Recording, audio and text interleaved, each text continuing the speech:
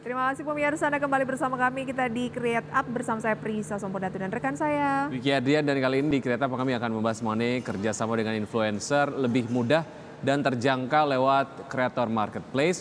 Sudah tersambung melalui video conference ada Matt Junior, co-founder dan CEO Influence ID. Apa kabar Mas Matt? Baik. Baik, terima kasih sudah bergabung bersama kami ya. Ini kalau kita ngomongin soal masyarakat ataupun kebutuhan masyarakat sendiri terkait dengan jasa influencer tuh belakangan tuh seperti apa sih?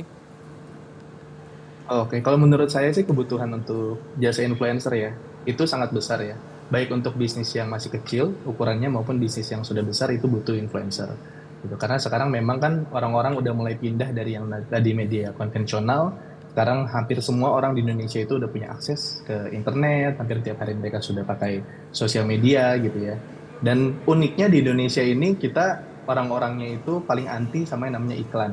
Jadi kalau ada iklan tuh bawaannya pengen dilewatin gitu ya. Nah, tapi bedanya kalau influencer itu mereka justru sengaja mereka follow di sosial media karena mereka mau ngelihat konten-konten dari kreator yang mereka suka. Jadi pada saat kreator itu menyampaikan sesuatu itu lebih mudah untuk meresapi ke para audiensnya. Nah, kalau Lantas, dampaknya sendiri, mhm, kalau dampaknya sendiri sebenarnya kita udah nggak perlu ragukan lagi ya, karena kita udah lihat mungkin teman-teman di sini juga udah pernah beli sesuatu karena ngelihat konten dari influencer gitu ya. Nah, dari data yang ada, 46% orang di Indonesia itu udah pernah melakukan pembelian baik online maupun offline setelah melihat konten influencer. Jadi saya oke. rasa influencer marketing sangat dibutuhkan sih. Kayaknya bukan 40% ya. Kalau saya dan Wiki kayaknya mendominasi gitu ya. Udah Kayaknya sering karena ya. influencer sebenarnya enggak juga sih. Oke. Tapi influence ID ini sendiri solusi apa yang diberikan? Oke, kalau dari Influence ID itu kita sebenarnya bentuknya creator marketplace. Jadi kita punya end-to-end self-service platform di www.influence.id. Nah, nanti kalau ingin beriklan dengan influencer, bisa aja langsung datang ke websitenya www.influence.id. Di sana itu nanti teman-teman pemilik bisnis atau pengiklan bisa membuka proyek untuk influencer marketing, bisa membuat brief buat influencer, dan nyari-nyari influencer itu nanti semuanya langsung di platform kita, lihat konten, lihat reportnya, semuanya udah langsung ada di dashboard Influence ID gitu. Jadi nggak perlu ribet lagi tuh proses menghubungi influencer satu persatu, mintain harga influencer, mintain report konten. Nah, itu semuanya udah dibantu di dashboard dan datanya pun udah lengkap. Jadi teman-teman nanti bisa ngelihat influencer mana yang cocok untuk membantu bisnis kalian yang memiliki target market yang sesuai. Oke, untuk pelaku usaha yang mungkin mencari jasa influencer secara manual ataupun konvensional gitu ya, biasanya mereka tantangan yang mereka hadapi itu apa aja sih tanpa kemudian melalui platform seperti Influence ID ini, Mas? Iya, nah itu. Jadi kenapa kita membuat influence ID itu? Karena kita melihat di market ini sebenarnya influencer marketing walaupun tadi ya udah sangat bermanfaat bagi para bisnis, tapi sebenarnya prosesnya itu sebenarnya susah-susah gampang. Dalam artian kalau kita mau kerjasama dengan influencer, kita harus tahu siapa influencer yang mau kita ajak kerjasama.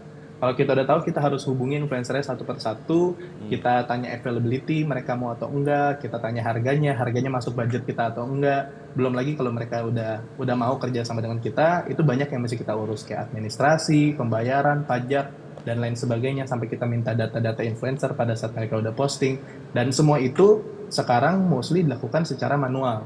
Nah, disinilah sebenarnya tadi yang dijawab oleh Influence ID. Kita hadir untuk mempermudah semua Oke. proses ini semua supaya lebih terotomisasi. Tinggal pilih begitu ya, misalnya sudah tahu influencernya mau pakai siapa, mungkin bisa di-search di influence.id juga. Tapi Betul. kita kan tahu bahwa influencer di Indonesia ini cukup banyak dan terkadang kita kan pengennya dengan satu orang ini. Apakah sudah pasti dia akan join di influence.id?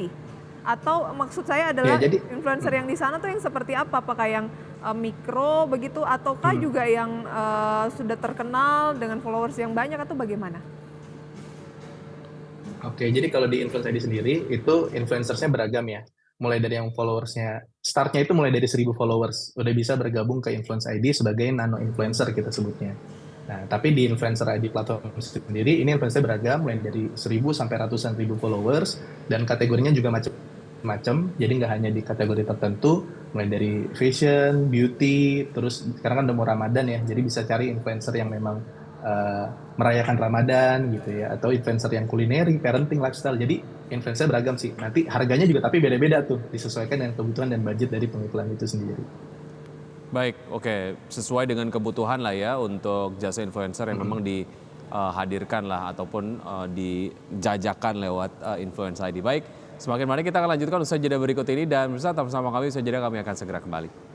Terima kasih pemirsa, dan kembali bersama kami masih bersama dengan Mas Matt Junior, co-founder dan juga CEO dari Influence.id. Di sini kalau bahasanya Mas Wiki tadi, para influencer dari yang nano sampai yang sudah gede juga gitu ya, dijajakan katanya ya. Tapi saya penasaran Mas Matt, untuk bisa bekerja sama dengan para influencer tersebut, caranya seperti apa? Ataukah mereka yang berpartisipasi sendiri di Influence.id atau bagaimana? Oke, jadi kalau dari flow kerjanya sendiri, nanti kalau kita mau beriklan dengan influencer, itu kita buka websitenya di www.influence.id.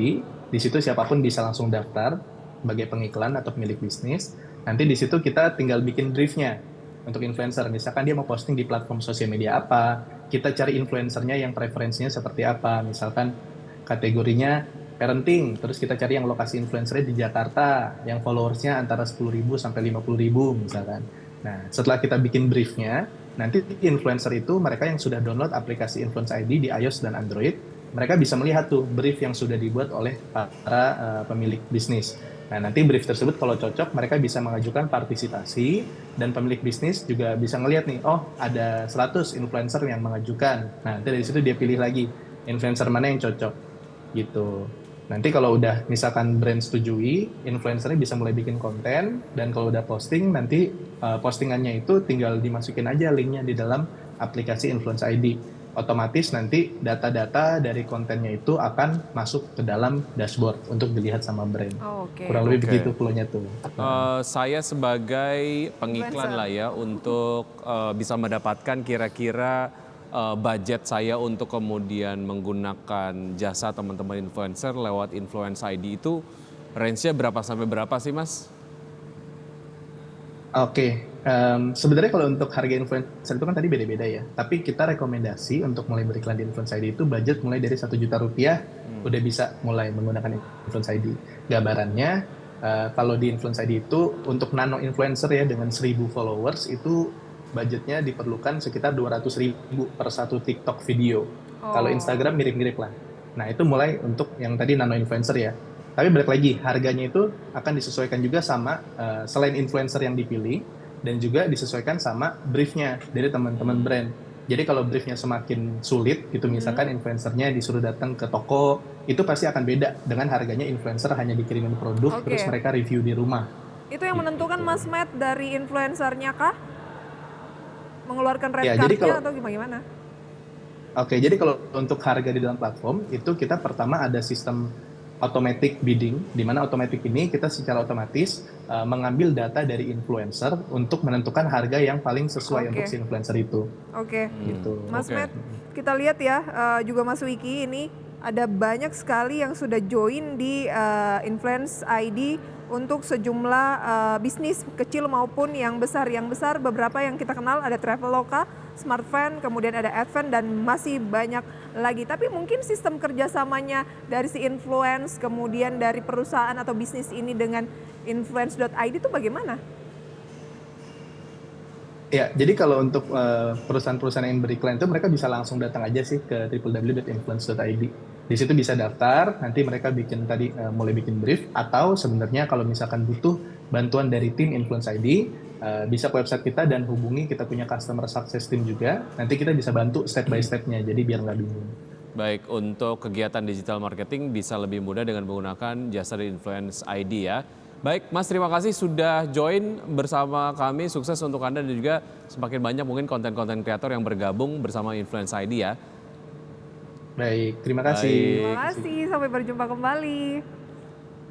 Oke, dan sebelum kita akhiri pemirsa, Power Breakfast pada pagi hari ini kami tampilkan kembali data update dari indeks harga saham gabungan dan saham-saham yang menjadi gainer serta loser sampai dengan pukul 9:28.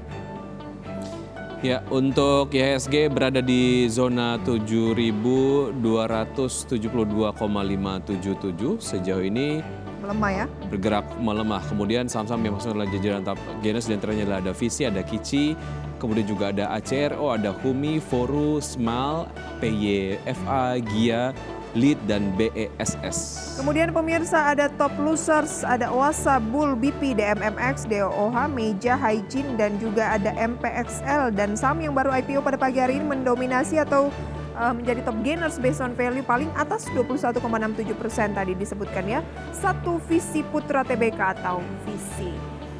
Ya pemirsa, demikian review singkat dari update perdagangan di Bursa Efek Indonesia. Semoga bisa menjadi referensi untuk Anda dan sudah 90 menit kami menemani Anda dalam Power Breakfast. Ya, semoga pembahasan hari ini dapat menjadi referensi dan sumber informasi untuk Anda. Tetap perbarui informasi Anda hanya di IDX Channel, your trustworthy and comprehensive investment reference. Saya Wiki Adrian. Ya, dan saya Prisa Somodatu. Terima kasih dan sampai jumpa.